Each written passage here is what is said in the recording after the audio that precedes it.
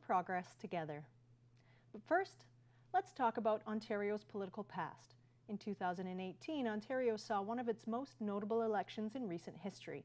The Progressive Conservative Party, led by Doug Ford, emerged victorious, defeating Kathleen Wynne's Liberals after nearly 15 years of governance. This election marked a dramatic shift in Ontario's political landscape. Now, let's talk briefly about our most recent provincial election in 2022. The Thunder Bay-Atikokan riding elected PC's Kevin Holland with 36% of the vote, while Thunder Bay-Superior North elected the NDP's Lise Vougeois with 34%. Both Holland and Vougeois are defending their seats in this current election. In 2022, Kenora Rainy River elected PC's Greg Rickford, who is currently serving as the Minister of Indigenous Affairs and First Nations Economic Reconciliation, with 56% of the vote. Similarly, Sault Ste. Marie elected PC's Ross Romano, who is currently serving as the Chief Government Whip, earning 47% of the vote. Will the 2025 election see similar results, or will voters opt for a change in leadership? That's what we're here to find out. But before we dive into the results, let's take a moment to reflect on why we vote. To better understand the importance of voting and how the election process works, we're going to hear from Thunder Bay's Rebecca Johnson, who'll break it down for us.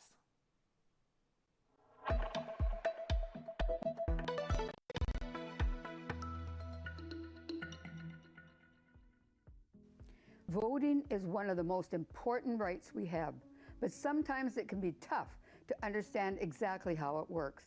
My name is Rebecca Johnson. We're here to talk to you about how to vote and why you vote. Today we're going, as I say, to break it down so you can feel confident about casting your vote and making informed choices. So what do we have to do to make that happen? In Ontario, we elect members of provincial parliament, or MPPs, members of provincial parliament, to represent us at Queen's Park. Usually, we vote in a provincial election every 4 years to choose our MPPs. However, a called election refers to the process by which the Premier of the province, the head of government, or the Lieutenant Governor calls for a provincial election. So how do we know who to vote for? Well, the first step is understanding what the Ontario government is responsible for. What does the Ontario government do? Well, in a provincial election, we vote for members of provincial parliament, or MPPs, who represent us at the provincial level. These elections focus on issues that affect your province, and in this case, Ontario. Things like healthcare, education, transportation are decided here by the provincial government. The Ontario government manages a lot of things that directly affect our daily lives. They make decisions on topics like how much money gets spent on hospitals, what our schools teach, how our roads are built and maintained, policies on climate change and the environment. In short, they shape the policies that impact our communities, jobs, and quality of life. On the other hand, in a federal election, we vote for members of parliament, or MPs, who represent us at the federal level. These elections focus on national issues like immigration, defense, trade, and overall federal laws that apply to the whole country. To sum it up, while provincial elections impact life in your specific province, federal elections affect the entire country. Both are incredibly important, and understanding the difference can help you stay on top of the issues that matter most to you. Now, let's talk about how you can make sure you're making an informed decision when you vote. Research is key, and here's how to get started. You can visit the official websites, the Ontario government's official website, ontario.ca. Ontario.ca is a great place to learn about current policies and legislative changes. Check party platforms. Each political party publishes their platform during election time, outlining their promises and policies. Compare them to see what matters most to you. And follow the news. News outlets often explain policies and their potential impact on communities, which can help you understand the bigger picture. And then ask questions. If you're not sure about a policy or proposal, reach out to your local MPP or candidates running in your area. They're there to represent you. Your vote isn't just a right, it's your voice in how Ontario is run. By researching policies and understanding what the Ontario government does, you can make choices that reflect your values and needs. And when everyone participates, the government truly represents the people. So now you know how the Ontario election system works and how to research the policies that matter to you. Your vote can make a difference. And the more informed you are, the more powerful your vote becomes. Remember, every election is an opportunity to shape your future and the future of Ontario. Thanks for watching. Make sure you make an educated and well-informed vote.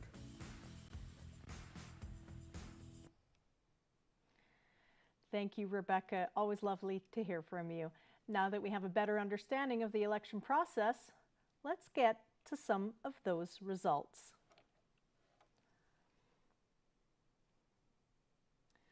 Kenora Rainy River, PC's Greg Rickford, 444. Liberals Anthony Leake, 171. Oh, they're coming in fast. NDP Rudy Turtle, 293. The Greens, John Redden, 31. New Blue Party Randy Ricci, 24. We just saw a big jump there with the PC's Greg Rickford, now up to 1,148. Sault Ste. Marie riding NDP Lisa Vigio-Allen, 1,284. PC's Chris Scott, 1,096. Liberals Gurwinder Dusange, 249. The New Blue Party Arnold Heino, 50. The Green Party Jacob Jacks with 68. And we're seeing a big jump between the PCs and the NDP there. The Ontario Party Paul Froelich with 32. The party results, the PCs are at 73. The NDP's at 21, the Liberals 16, the Green Party 2.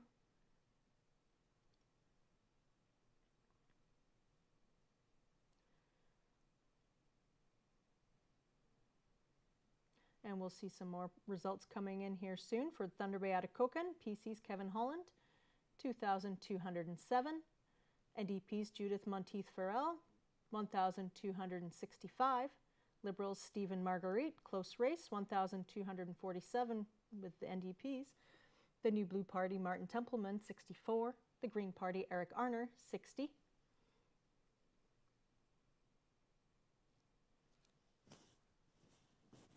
The Northern Ontario Party, Casey Jones, 28.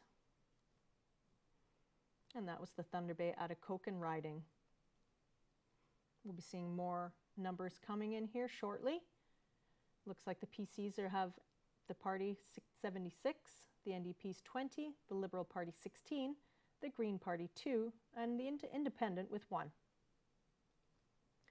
Thunder Bay Superior North, Lise Vougeois, 3,156 with the NDP party, and the PC's Rick Dumas, 2,471. The Liberals Brian Hamilton, 1,480. Green Party John Northey, 119. And the New Blue Party Catherine Sutari with 82.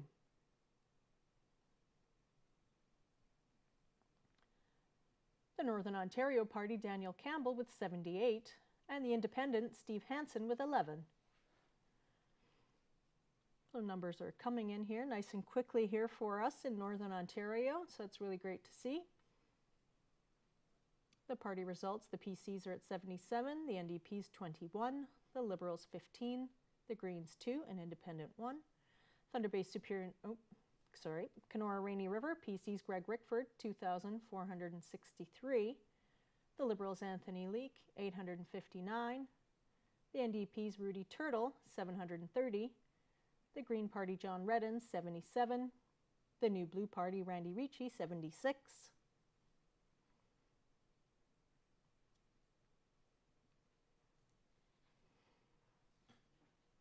And Sault Ste. Marie's PC candidate, Chris Scott, 5,614, and it's a close race. Oh, it just jumped up, not so close anymore. The NDP, Lisa Vigio-Allen, 5,842. The Liberals, Gurwinder Dusange, 1,306. The New Blue Party, Arnold Heino, 268. And the Green Party's Jacob Jacks, 189. And the Ontario Party, Paul Froelich, 110.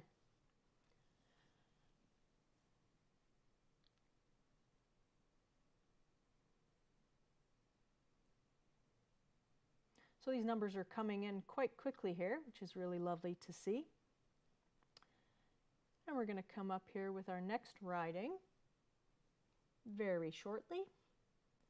Thunder Bay Atikokan PC Party, Kevin Holland, 5,851. The NDP's Judith Monteith Farrell with 3,278. The Liberals, Stephen Marguerite, 3,184. The New Blue Party, Martin Templeman with 191. And the Green Party's Eric Arner with 161.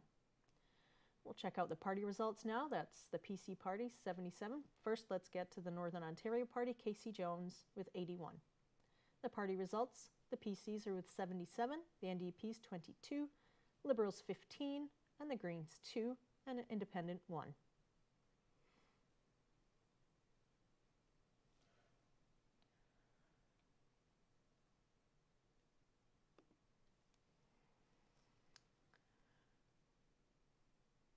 The NDPs in Thunder Bay Superior North, Lise Vougeois with 5,105. The PC's Rick Dumas, 4,385. The Liberals' Brian Hamilton, 2,494. The Green Party, John Northey, 199. The Northern Ontario Party, Daniel Campbell with 161. Lots of numbers coming in here. The New Blue Party, Catherine Sutari, 117. And the Independent, Steve Hansen, with 33.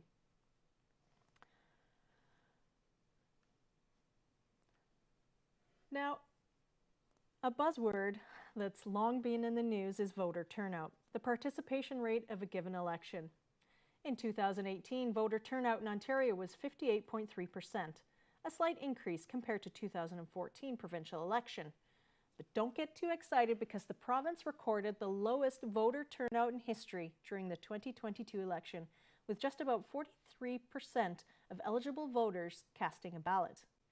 Now, we wanted to hear from the local community members in our region, and we wanted to hear their thoughts and opinions. So Rogers TV producers in Thunder Bay, Sault Ste. Marie, and Kenora took to the streets to interview locals and gather their insights to get a first-hand perspective. Let's take a look.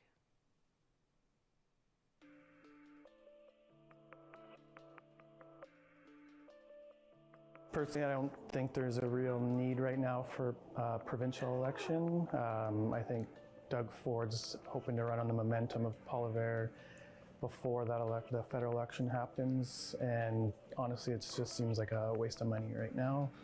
A federal election is what we need, not a provincial election. I really don't think this election is needed, because as much as I don't want to admit it, I think the PCs are the strongest to go up against someone like Trump. I personally have 3 children, so school funding and some of the funding that is being taken away from our school systems is definitely huge on my mind. Easy. Northern Ontario has like a mad doctor shortage. Like half my family doesn't have doctors, so it's like that's the key issue. I think the biggest one everyone's familiar with are obviously the tariffs coming from the States, but there are a lot of other issues that need to be kept an eye on, like healthcare, especially in the north. A lot of our northern communities are dealing with it. Indigenous issues, there's a lot going on in Indigenous communities that need ongoing negotiations with the Ontario government for all kinds of different things there. In my opinion, province plays a big role in funding the institutions in healthcare and in housing, and so those are the main things that are affecting our students. So for us, it's really important for especially our students to take part and bring out their perspectives and try to vote, because at the end of the day it will affect the students.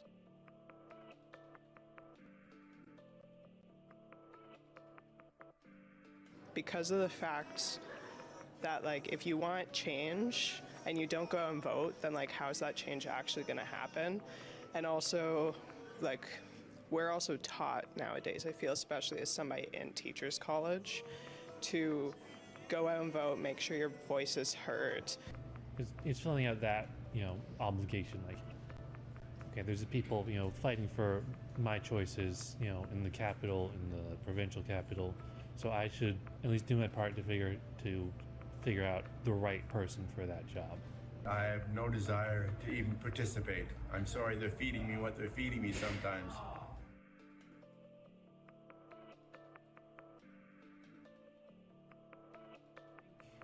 It's definitely having an impact. I want somebody who isn't gonna fall for the pettiness of it. It just seems very petty all around, and very ego focused. No candidacy has stood up to the challenge. I don't know what the votes will be like for that. I might just pull my vote for this election. It's definitely something that I don't think anyone could really ignore, and I think it's going to be a deciding factor for, it almost has to be, just because it's going to affect everybody one way or another, whether we like it or not. So I think it's definitely the huge topic of the election. Yeah. I do. I have a lot of family that live in the U.S. And it has impacted, I mean, not only, like I said, this concern for our own well-being and, like how affordable are things going to be, even, grocery-wise and things like this, but it makes me really want to make sure that the person who I'm voting for and hopefully gets in is somebody who is going to deal with the situation and not, just let this happen, and who's going to stand up for Canada. And it has. It's been very difficult, considering that I have family members on the other side who didn't necessarily vote for Trump, who aren't for that, but are feeling helpless to stand up to the situation, as that is their president. That is what he has set in place for them. And it's actually really disheartening, considering that it's been such a relationship between the two countries for so long, that I think this is kind of, creating way more of a rift between people that should be friends. Thanks to those who took time to speak with us and share their opinions. We always love getting hitting the streets and interviewing people in the community to find out what they have to say. Now, let's head to more of those full-page results that we've all been waiting for.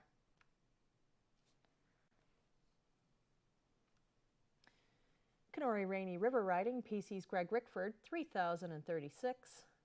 The Liberals' Anthony Leake, 1,044. NDP's Rudy Turtle, 990. The Green Party John Reddens with 103. The New Blue Party Randy Ricci with 93.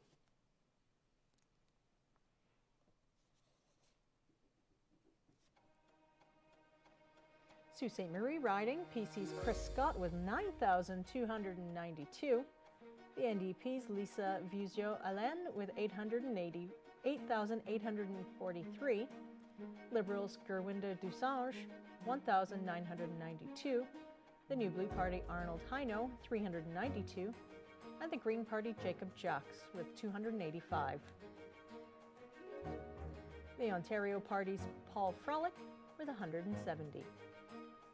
The numbers are coming in fast in Northern Ontario. It's great to see.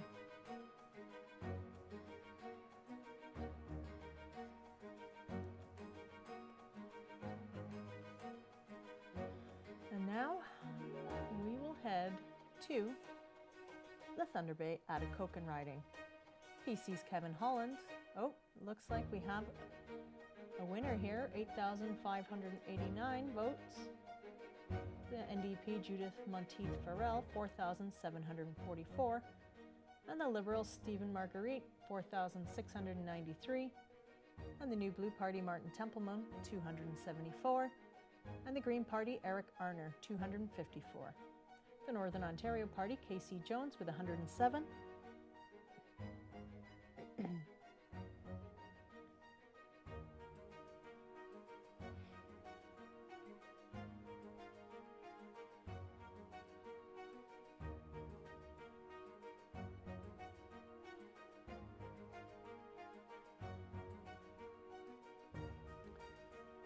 Thunder Bay Superior North Riding, NDP Lise Bourgeois, 7,645. The PC Rick Dumas, 6,165. The Liberals Brian Hamilton, 3,805. The Green Party John Northey, 296.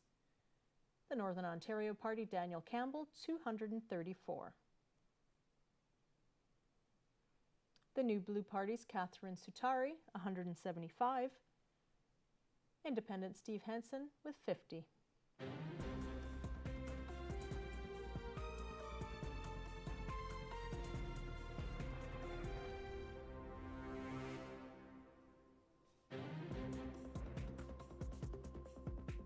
Oh, lots of numbers coming in here. Now we head to the Kenora Rainy River riding. Greg Rickford's PC candidate, 3,749. Liberals Anthony Leake, 1,247. NDP's Rudy Turtle, 1,202. The Green Party John Reddens, 130. And the New Blue Party Randy Ricci with 106.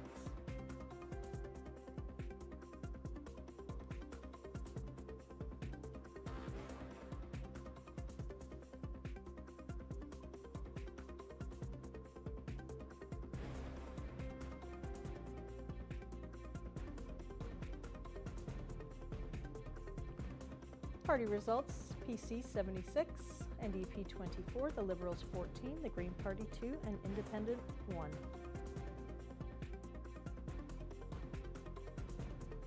And Sault Ste. Marie's Ontario Party, Paul Froelich, 197.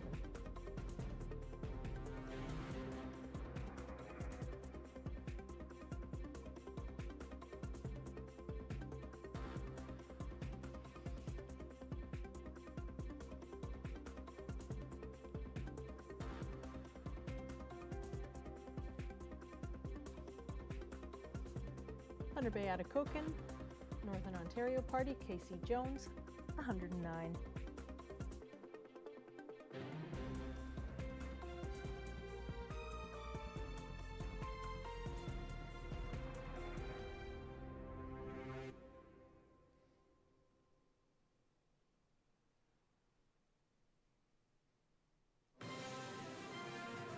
Thunder Bay Superior North, NDP Lise Bourgeois, 7,967, 7,988.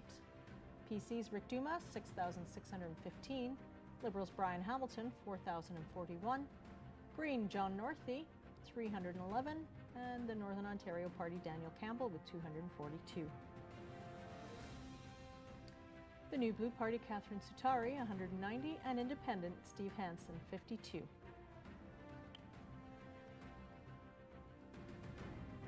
Now, as we wait for more results to come in, let's turn our attention to another pressing issue affecting our region, the potential trade war with the United States. The Thunder Bay Public Library hosted an open discussion with local experts earlier this month. Let's listen to what they have to say. What's happening right now, I guess, is the incoming U.S. administration is saying that they're going to put, or I guess they're not incoming, they're in now, have said that they're going to place tariffs on Canadian products coming into the United States. So a tariff is a tax, so it just would mean that Americans wishing to purchase a Canadian product are going to be paying 25% more potentially for that product, and that extra money will go into the U.S. Government coffers to be used on whatever they want. Canada said if you go ahead with that, because we have a free trade agreement, the CUSMA, if you go ahead and do that, we're going to retaliate with tariffs of our own on your products. And they've come out with a list of products that they're going to tariff in the first round if that happens. And then again, if that happens, we as Canadian consumers will be paying more for Canadian or American-made products. And Canadian firms who are integrated into the U.S. supply chain will be paying more for the products crossing the border. So because the two economies are very integrated in terms of supply chains, especially in the manufacturing sector here in Ontario, that'll be quite detrimental. If you're a car manufacturer in Detroit, Michigan, you regularly buy products from Canadian manufacturing facilities. Now every time those cross the border, they're 25% more expensive, and sometimes these parts are going back and forth multiple times, and so you're having tariffs just kind of build on top of each other. So that was the plan. The United States said, well, we'll hold off on doing that for now, and Canada said, okay, well then we will as well. So we're in this 1 month reprieve where no tariffs are being put on, except that now they're going to be putting tariffs on steel and aluminum. And we export a lot of aluminum, certainly, and steel to the US. And again, so that's going to be a problem for those sectors of the economy. Well, I think there's two things going on. I think there's an economic plan and there's also maybe a political plan.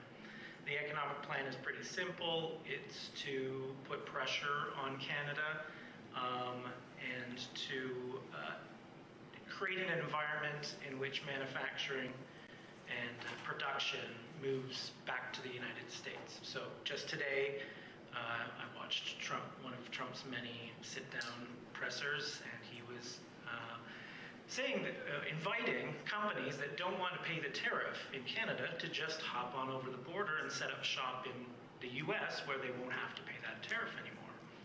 Of course, that means the jobs also go to the US, which was one of Trump's populist promises, right, to the American people and the voters, was that I'm going to bring these manufacturing jobs back and these production jobs back. So, I mean, that's the sort of economic plan. This is what he's tried to do during his first term, but wasn't exactly successful at.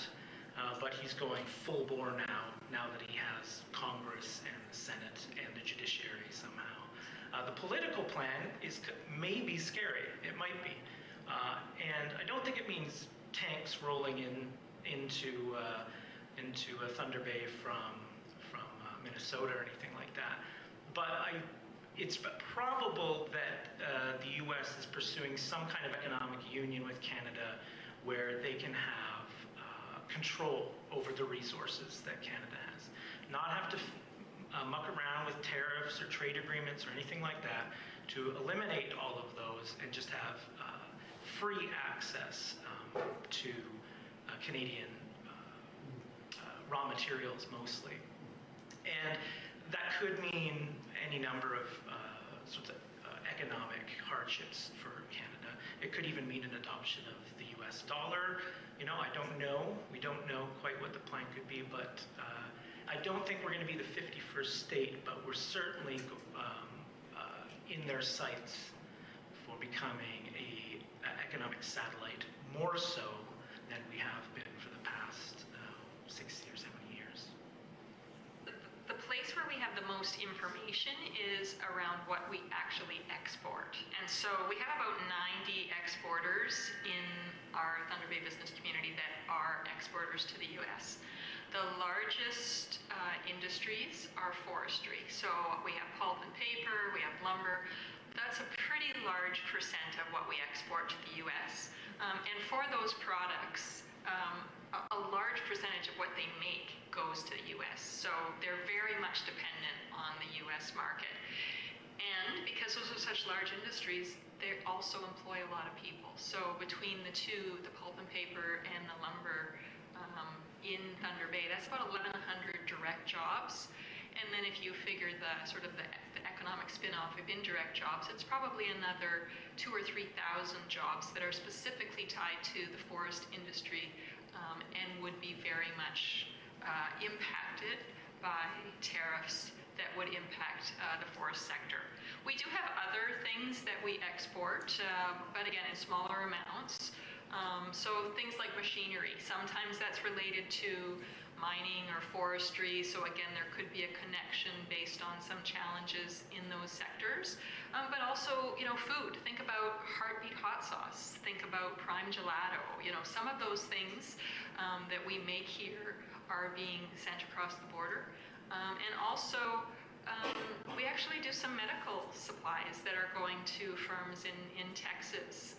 And so that's another thing that they really need it. They don't have the source from elsewhere, but the tariffs would still apply. And so trying to figure out what that means.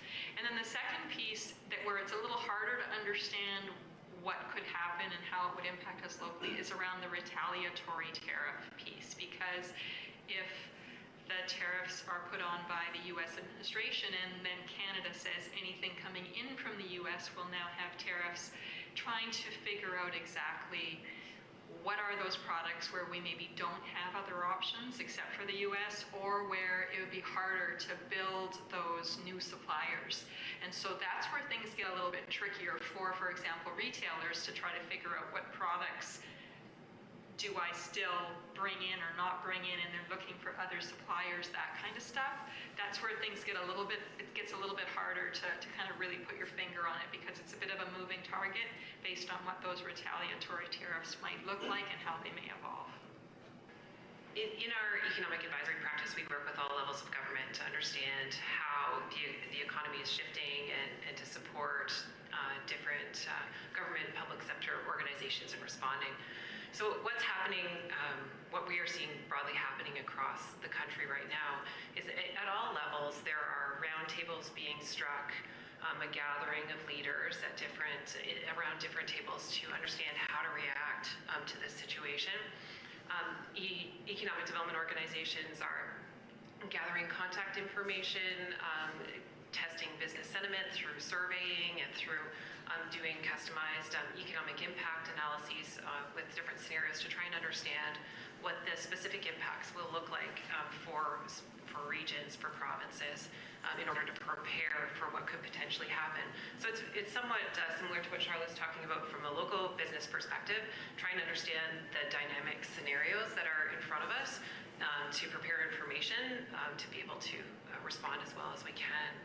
I think what we see, Deloitte's done a tariff forecast, which I can share if the library would like to post it, of a 25%, what a minimum 25% tariff would look like, including retaliatory effects. And just to emphasize some of the points that Charlotte's made, some of the significant sector level impacts in terms of GDP impact are along the lines of what some of our areas of employment are here in the region. So including paper manufacturing, transportation manufacturing, and others. One area where there's actually positive impact, is there are always positive impacts to shocks, is transportation services. So impacts on trade, if there's intensification and changing of trade routes, that there could actually be positives for transportation services. And just would like to note that Thunder Bay is a very important transportation hub nationally, internationally, and so there's some importance to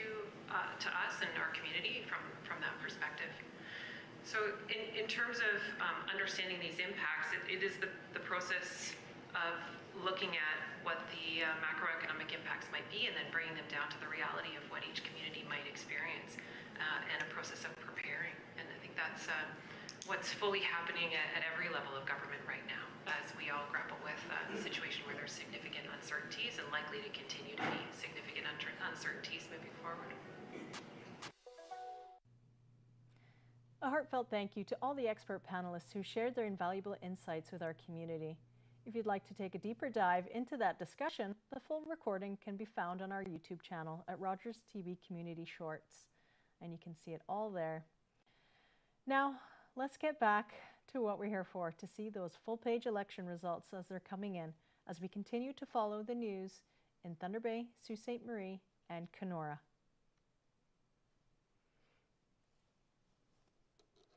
The Kenora Rainy River riding, PC Greg Rickford, all the votes are in for him, 5,644. The NDP party, Rudy Turtle, 1,866. The Liberal Party, Anthony Leek, 1,729. The Green Party, John Reddens, 191. The New Blue Party, Randy Ricci, 168. Now we head to Sault Ste. Marie riding, PC Chris Scott, 12,949. NDP, Lisa Vezo Allen, 12,834. The Liberals, Gerwinda Dusange, 2,993. The New Blue Party, Arnold Heino, 554. And the Green Party, Jacob Jacks. I missed his numbers, apologies. The Ontario Party, Paul Frolick, 296. And the party results, the PCs with 79. NDP with 24, the Liberals with 13, the Green Party with 2, and the Independent with 1.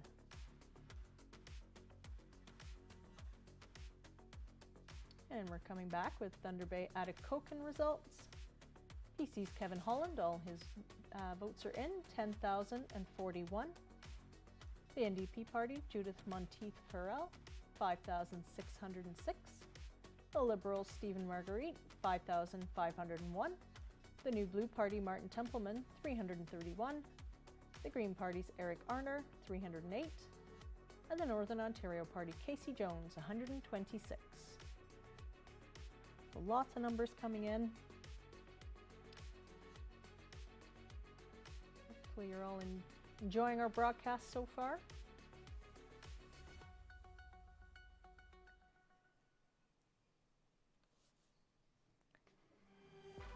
And we're heading to Thunder Bay Superior North riding. The NDP's Lise Bourgeois, 9,940. The PC's Rick Dumas, 8,047. The Liberals' Brian Hamilton, 5,073. The Green Party, John Northey, 369. And the Northern Ontario Party, Daniel Campbell, with 274. The New Blue Party, Catherine Sutari, 223. And the Independent, Steve Hansen, 65.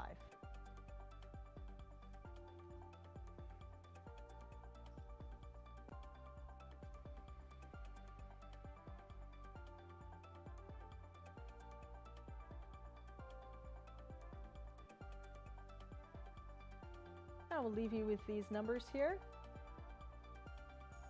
and let you watch as they all start coming in for a few minutes.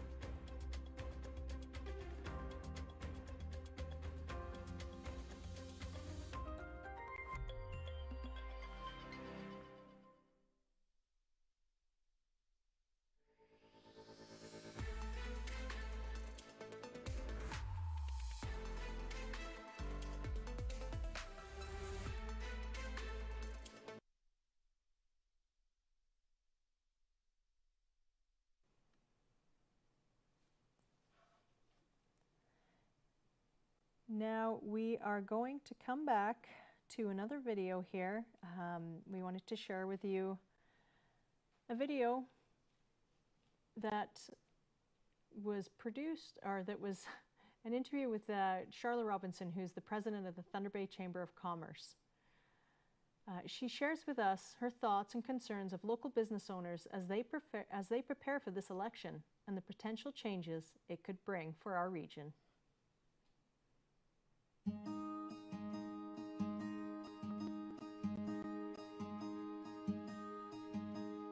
I'm Charlotte Robinson, president of the Thunder Bay Chamber of Commerce. We've got four sort of key areas. First is around competitiveness. We've heard lots of talk in recent days about the interprovincial trade barriers, and that's something certainly that is maybe keeping some of our competitiveness down. And so those are some of the things that we want the governments to be committing to as part of this election. How do we break down the red tape, make the economy more competitive?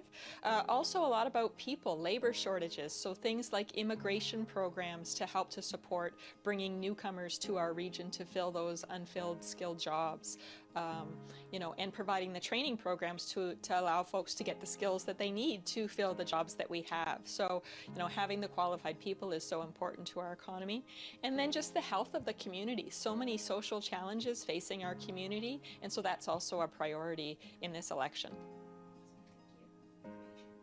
It's a little early. I haven't seen too much of specific policy platforms, but certainly we're talking about some key things around, as I mentioned, competitiveness, forestry, some supports that we need for forestry to help our forestry industry to transition to the biomass economy, wanting to ensure that we have the people we need and getting a specific set aside for 3,000 people to come to Northern Ontario through the immigrant program, as well as other challenges around funding for social programs and housing, and just generally supporting businesses, especially as we're going into potentially some challenges with our trade relationship with the U.S., making sure that the provincial government is prepared to support the business community through any of those impacts.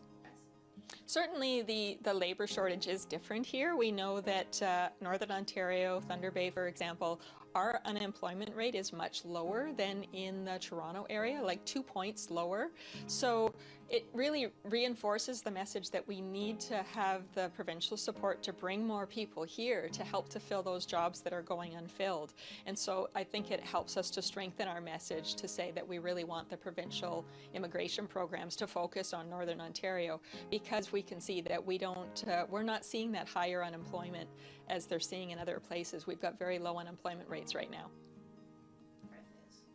What a tariff is. Basically, a tariff is a tax that is charged on an importer when they're bringing products over the border from another country. So the tariff that has been proposed by the U.S. government would be a 25% tariff on all products that are Canadian that are being imported into the United States. So it's basically a 25% tax that would be right off the top.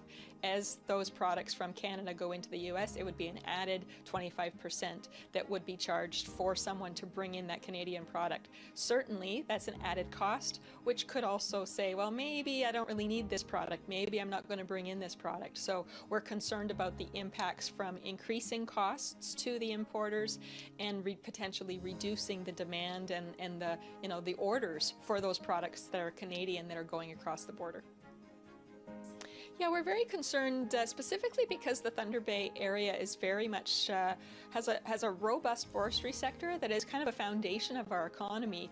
The forestry sector is responsible for thousands of jobs literally in Thunder Bay, whether that's direct jobs, the people who actually work at those operations, or the suppliers and the services to those, to those businesses. And so if we start to see tariffs because so much of our forestry products go to the U.S., that will have an impact potentially here locally directly, and then that will flow throughout the local economy. Thank you so much, Charla. Always a pleasure to hear what you have to say, and the Thunder Bay Chamber of Commerce. Now let's dive into more results, what you came here for, and see how it's unfolding.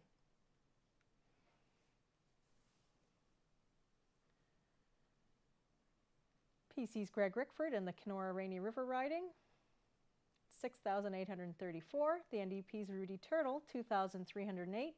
The Liberals' Anthony Leake with 2,041. The Green Party John Reddins, 236.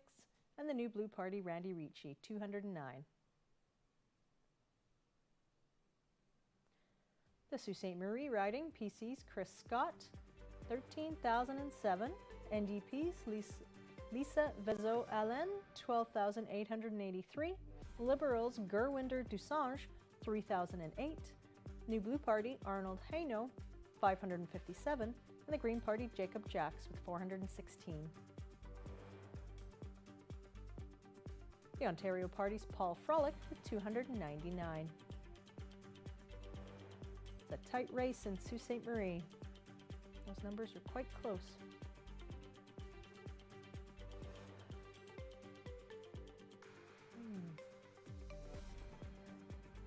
Now we're going to head to the Thunder Bay Atikokan riding. PC Kevin Holland, 10,424. NDP's Judith Monteith Farrell, 5,784. Liberals Stephen Marguerite, 5,646. The New Blue Party Martin Templeman, 354. And the Green Party's Eric Arner, 329. The Northern Ontario Party, Casey Jones, 158.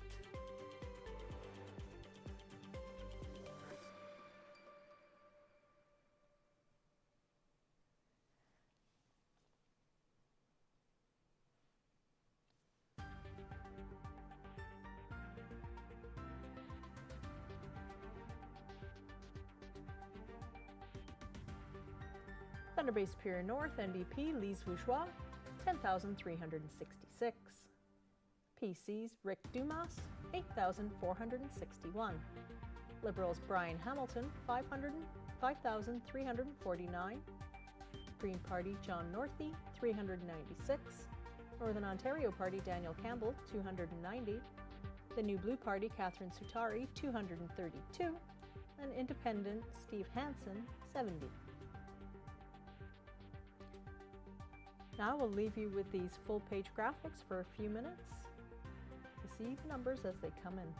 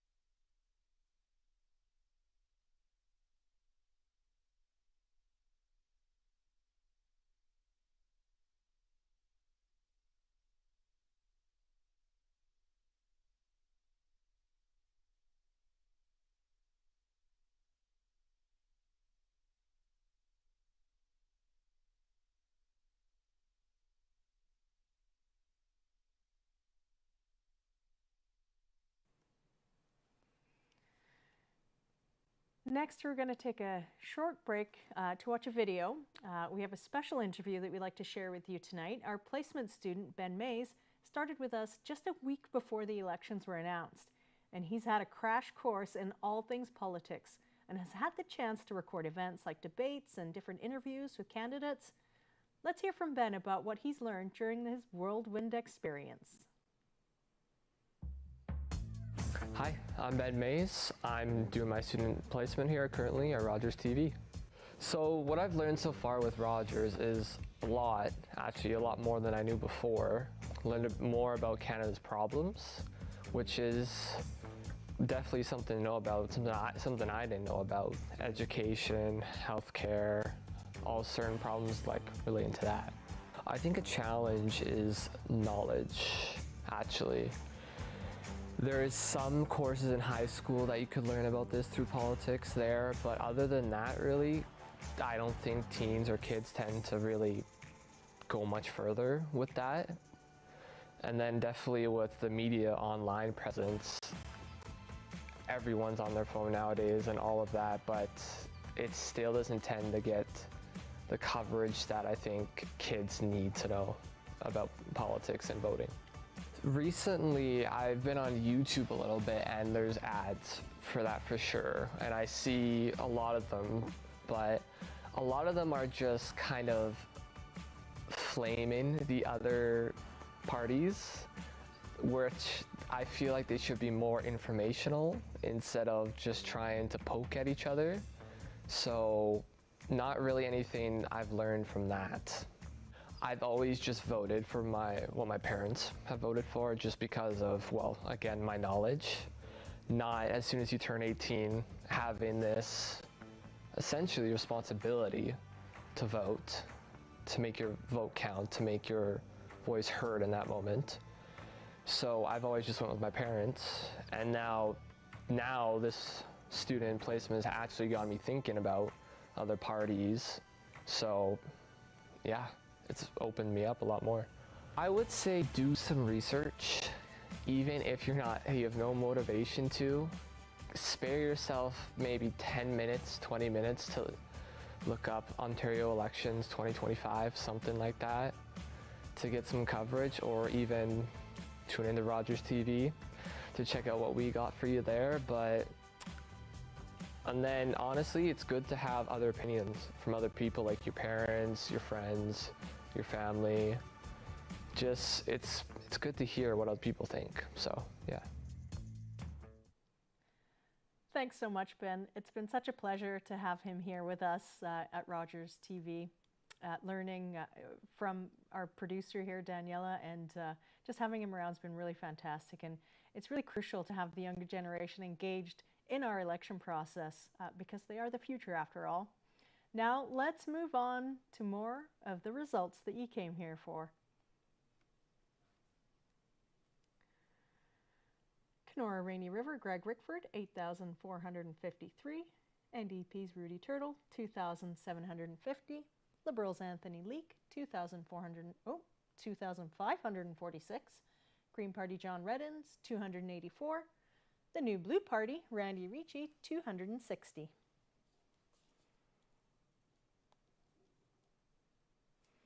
And in Sault Ste. Marie, it's still a tight race between the PC's Chris Scott, 13,012, and NDP's Lisa Vezo-Allen, 12,900. And Liberal Gerwinda Dusange, 3,011.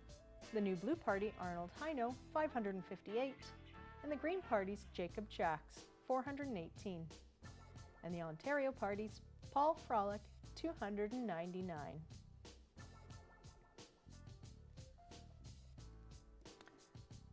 Okay, lots of numbers coming in here for Northwestern Ontario. It's fantastic to see. People are out there and they're voting. It's wonderful.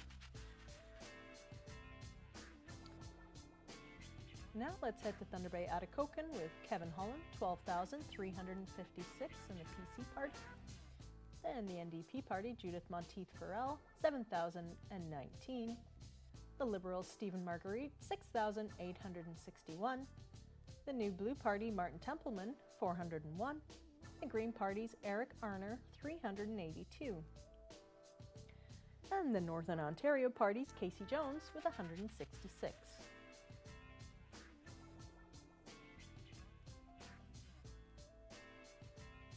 In the party results, the PCs with 77, the NDP with 25, Liberals with 14, the Green Party with 2, and the Independent with 1. Thunder Bay Superior North riding, NDP, Lise Vougeois, 10,713. PC's Rick Dumas, 8,849. The Liberals' Brian Hamilton, 5,521. The Green Party, John Northey, 416. And the Northern Ontario Party, Daniel Campbell, 305. The New Blue Party's Catherine Sutari, 244. And Independent Steve Hansen, 74.